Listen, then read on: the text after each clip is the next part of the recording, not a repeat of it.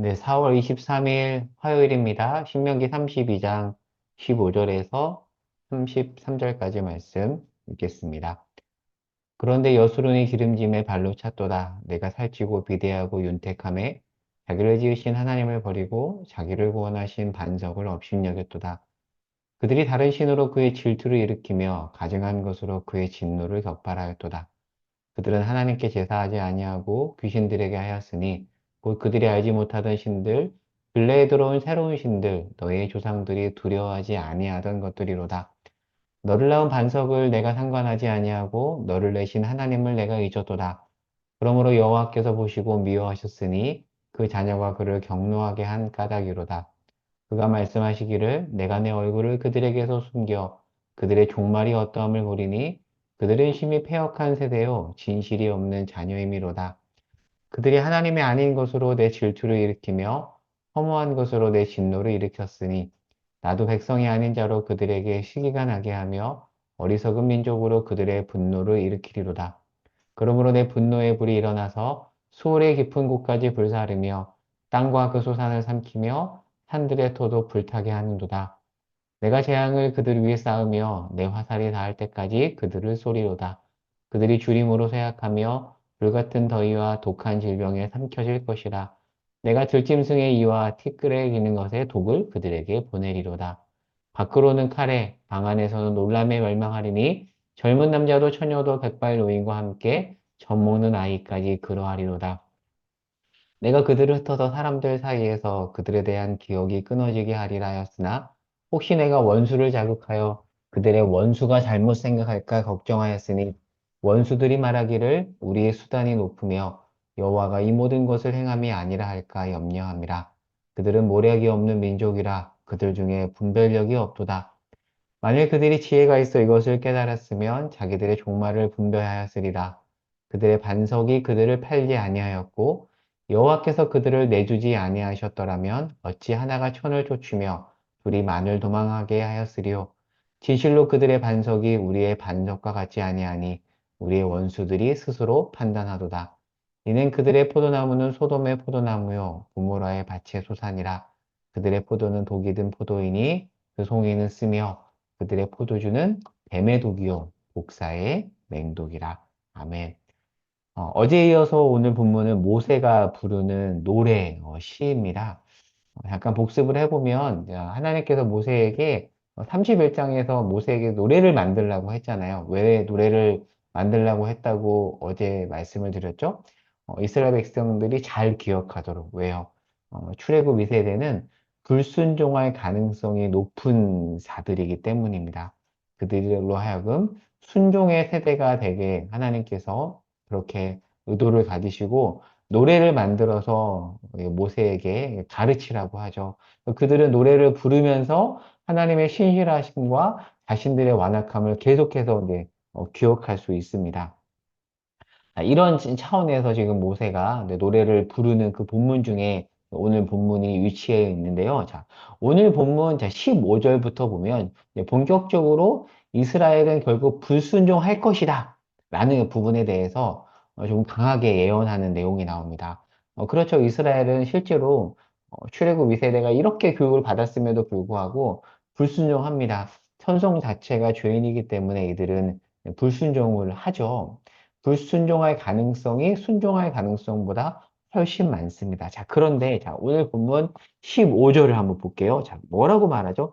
그런데 여수론이 기름짐에 발로 찼도다라고 합니다. 지금 여수론은 출애굽 2세대잖아요. 그들이 가나안에 들어가서 기름짐으로 하나님을 버렸다라고 얘기를 해요. 자, 그런데 출애굽 2세대를 갑자기 뭐라고 말하냐면 여수론이라고 해요. 자, 여수론은 무슨 뜻일까요? 한번 좀 들어봤죠? 여수론은 이상적인 의롭고 올바른 자로서의 이스라엘을 지칭하는 표현이에요. 그러니까 지금 불순종할 세대를 향해서 여수르나라고 지금 말하고 있는 거니까 일종의 반어법이죠. 그러니까 말 안 듣는 세대에게 말 잘 듣는 이들아, 그러니까 비꼬는 어떤 그런 표현이 아니에요. 비꼬는 차원에서의 반어법이 아닙니다. 왜 지금 이렇게 반어법으로 하나님께서 말씀을 하시냐면 지금 이들은 의롭지 못하지만 하나님의 지극한 사랑으로 이스라엘을 그렇게 만들 것이라는 하나님의 의지가 반영된 표현이에요. 현재는 못난 모습이지만 하나님은 결국에 그들을 여술은, 의로운 자, 그러니까 여술은 의롭고 올바른 자라는 뜻이 있다는 것을 기억하면 이해가 좀 더 좋을 것 같아요. 그렇게 의로운 자로 만드실 것이다 라는 그런 하나님의 강력한 의지가 반영된 겁니다. 그것을 지금 모세는 시적인 용어를 통해서 반어법으로 이야기를 하고 있습니다. 자, 그런데 이 여수론이란 표현이 이사야에도 나와요. 그러니까 이사야 말씀과 이제 신명기 말씀은 여수론이란 표현을 통해서 엮어보면 맥락이 비슷합니다. 전체적인 흐름이 비슷합니다. 자, 이사야 44장 한번 2절을 보시기 바랍니다. 한번 말씀 찾아볼게요. 이렇게 되어 있습니다. 너를 만들고 너를 모태에서부터 지어낸 너를 도와줄 여호와가 이같이 말하노라 나의 종 야곱 내가 택한 여수르나라고 되어 있어요. 자, 그런데 단어만 볼 게 아니라 전체적인 좀 흐름을 보면 지금 범죄한 이스라엘을 향해서 표현하시는 거예요. 특별히 바로 앞장인 이사야 43장에서 보면 하나님이 아닌 다른 것에 눈을 돌린 남유다의 죄를 지적을 해요. 그런데 44장은 그런 남유다를 하나님이 회복하실 것이다라고 하면서 여수론이라고 하는 거예요. 그러니까 하나님의 징계의 목적이 회복에 있다라는 것을 이사야 어떤 전체적인 흐름을 통해서 볼 수 있어요. 마찬가지 신명기도 그렇습니다. 하나님이 불순종한 이스라엘을 징계하시지만 그들을 향해서 여수론이라고 부르는 것은 하나님의 징계의 최종 목적이 회복이라는 것을 우리에게 보여주는 거죠. 자, 그리고 다시 오늘 본문으로 돌아와서 신명기 32장 21절을 보겠습니다. 자, 그런 흐름 가운데 있잖아요. 20절 마지막에 이스라엘을 향해서 진실이 없는 자녀라고 얘기를 했다가 자 21절에 보면 이렇게 돼 있어요. 그들이 하나님이 아닌 것으로 내 질투를 일으키며 허무한 것으로 내 진노를 일으켰으니 나도 백성이 아닌 자로 그들에게 시기가 나게 하며 어리석은 민족으로 그들의 분노를 일으키리로다 라고 그렇게 되어 있습니다. 자, 21절. 자, 사실 이 21절은 유명한 구절이에요. 왜냐하면 사도 바울이 로마서에서 인용하기 때문입니다. 우리가 신명기를 읽으면서 알아야 될 중요한 사실 중에 하나가 뭐냐면 신명기는 인용의 책입니다. 신약과 구약에서 가장 많이 인용되는 책 중에 하나입니다. 신약에서도 많이 인용이 돼요. 예수님도 인용하기도 하고요. 그래서 신약을 공부하는 학자들도 구약 신명기를 정말 열심히 연구합니다. 신명기에 대한 제대로 된 이해가 없으면 신약을 이해하기가 어렵거든요. 그러니까 신명기는 신구약에서 많이 인용하는 책, 사도 바울도 많이 인용하는 책이라는 것을 기억한다면 우리가 이제 신명기를 공부했으니까 나중에 신약을 이해할 때 도움이 많이 될 것입니다. 특별히 오늘 본문인 21절은 사도 바울이 로마서 10장 19절에서 인용을 해요. 자, 그러면 말씀을 찾아볼게요. 로마서 10장 19절 한번 찾아보겠습니다. 로마서 10장 19절을 제가 읽어볼게요. 그러나 내가 말하노니 바울이 말하는 거죠. 이스라엘이 알지 못하였느냐? 먼저 모세가 이르되 지금 신명기를 인용하는 겁니다. 내가 백성 아닌 자로서 너희를 시기하게 하며 미련한 백성으로서 너희를 노엽게 하리라 하였고. 자, 지금 로마서 맥락에서는 어떤 흐름이 있냐면 지금 사도 바울이 이미 유대인들이 복음을 들었거든요. 그런데 그 유대인들이 바울에겐 동족이에요. 근데 안타깝게도 복음을 거절합니다. 자, 그러자 하나님께서 이방인을 통해 시기하게 함으로써 유대인을 구원한다라는 그런 내용을 담고 있어요. 자, 이방인이 구원을 받음으로써 먼저 복음을 들었으나 거절한 유대인들이 시기함으로써 결국에는 하나님은 유대인들을 구원하고자 한다. 하나님은 그러한 분이다라는 얘기를 사도 바울이 하고 있는 거거든요. 자, 그냥 이 내용이 로마서 10장과 11장에서 계속 반복이 돼요. 그래서 특별히 로마서 10장 20절과 21절은 또 이사야 말씀을 인용합니다. 그러니까 이사야의 말씀, 이 말씀을 통해서 사도 바울이 하나님은 결국 유대인들을 하려고 한다라는 내용을 하거든요. 그리고 로마서 11장에서도 바울은 불순종하는 유대인을 구원하시려는 하나님의 의지를 강조하고 있습니다.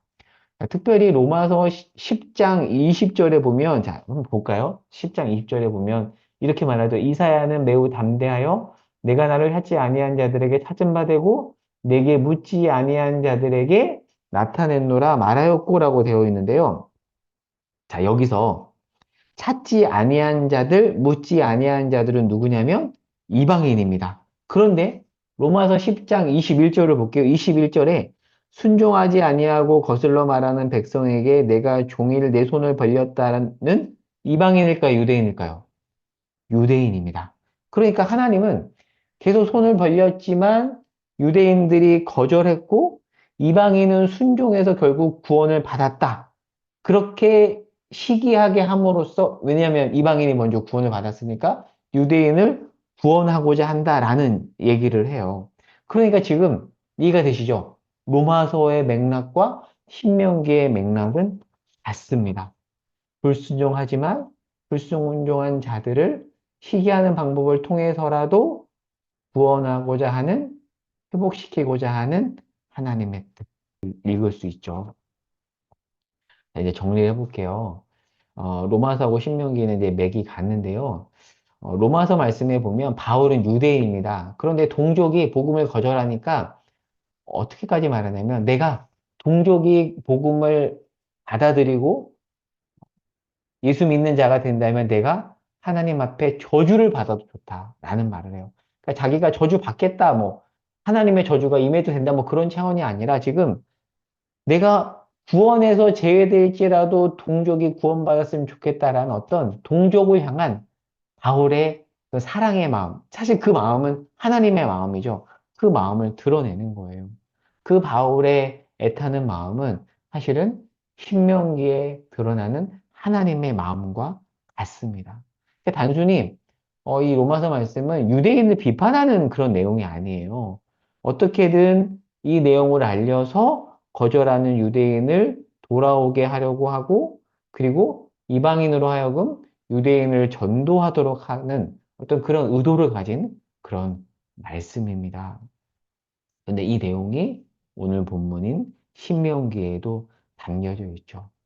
하나님의 말씀을 거절하는 자들, 그들을 가만히 두고 보지 못하는 하나님, 그리고 어, 동족인데 복음을 거절한 그 동족들, 유대인들, 그 유대인들을 향해서 안타까워하는 사도 바울의 마음.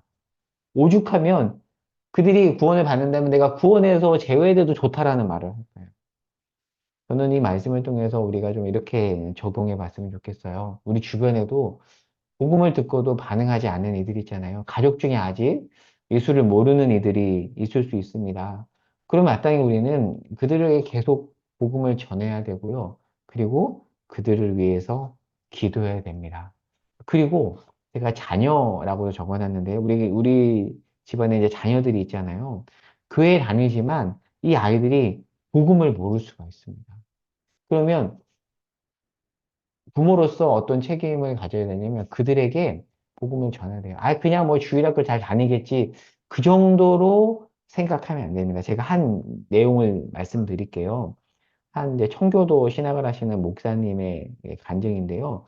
두 아이가 있었는데 목회자 자녀이기 때문에 언약 자손이죠. 언약 자손이라는 것은 이런 겁니다. 적어도 부모 중 한 사람이 신앙을 고백한 가정을 보통 언약 자손이라고 하거든요.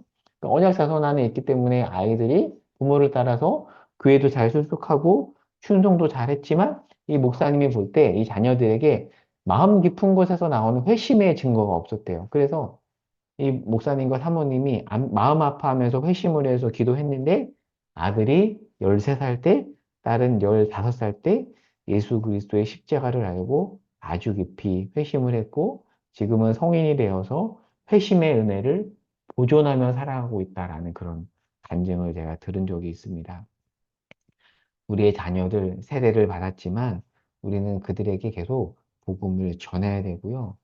그들이 회심했는지 십자가의 은혜를 알고 있는지에 대해서 계속해서 점검하고 우리가 기도해야 됩니다. 저는 이 목사님의 간증에서 인상 깊었던 게 13살 때도 반응할 수 있다. 우리 딸이 지금 한국 나이로 12살이거든요. 우리 딸도 교회를 아빠 따라서 다니고는 있지만 아직 예수 그리스도 십자가를 알고 가슴 깊이 회심하는 일은 아직 없는 것 같아요. 물론 넓게 봤을 때 하나님이 결국 택했기 때문에 때가 되면 언젠가 해. 물론 우리가 그렇게 반응할 수도 있지만 저는 좀 우리에게 필요한 반응은 그런 반응보다는 좀 더 면밀하게 우리가 좀 자녀들의 삶을 신앙적으로 살피고 복음도 전하고 좀 더 마음을 써서 저는 생각해야 된다라고 봅니다. 왜냐하면 사실 많은 경우 교회 학교가 재미 위주로 가잖아요. 그 재미도 필요하고 도구로서 그런 재미 요소가 필요하지만 결국에는 교회 안에서 복음이 전해져야 되거든요. 복음을 듣고도 반응하지 않는 우리 자녀들을 위해서 이 아침에 기도했으면 좋겠어요. 우리 자녀들이 예수 그리스도의 십자가를 알고 가슴 깊이 회심할 수 있도록 회심의 은혜가 그들 가운데 있을 수 있도록 자녀들을 위해서 또 그 밖에 아직 예수를 모르는 우리 가족들을 위해서 이 아침에 주 앞에 간절히 기도했으면 좋겠어요. 그러면 저는 그 기도 하나님이 반드시 응답하신다라고 믿습니다. 네, 기도 제목이에요. 반역하는 백성을 향한 안타까워하는 하나님의 마음이 우리에게도 있게 하옵소서. 불신 가족, 복음을 들어야 하는 자녀를 위해서 그 밖에 개인 기도 제목을 가지고 기도했으면 좋겠습니다.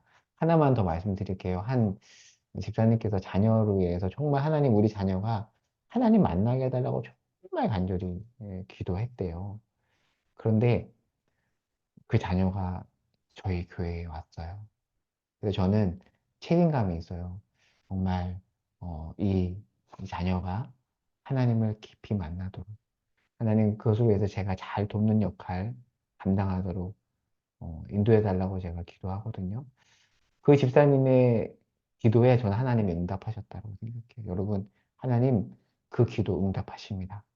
여러분, 이 아침에 응답하신 하나님을 신뢰함으로 함께 기도하며 나아갑시다. 제가 마지막 기도하겠습니다. 하나님, 아직 복음을 모르는 우리 자녀들을 위해서 기도합니다. 그리고 우리 가족을 위해서 기도합니다. 그들이 주님을 알도록 예수 그리스도의 십자가의 은혜를 가슴 깊이 체험하도록 회심하도록 이 아침에 기도합니다. 그렇게 기도하는 모든 성도들의 기도를 주께서 들어주시고 응답하신 하나님을 우리가 경험하게 하옵소서. 예수님의 이름으로 기도합니다. 아멘.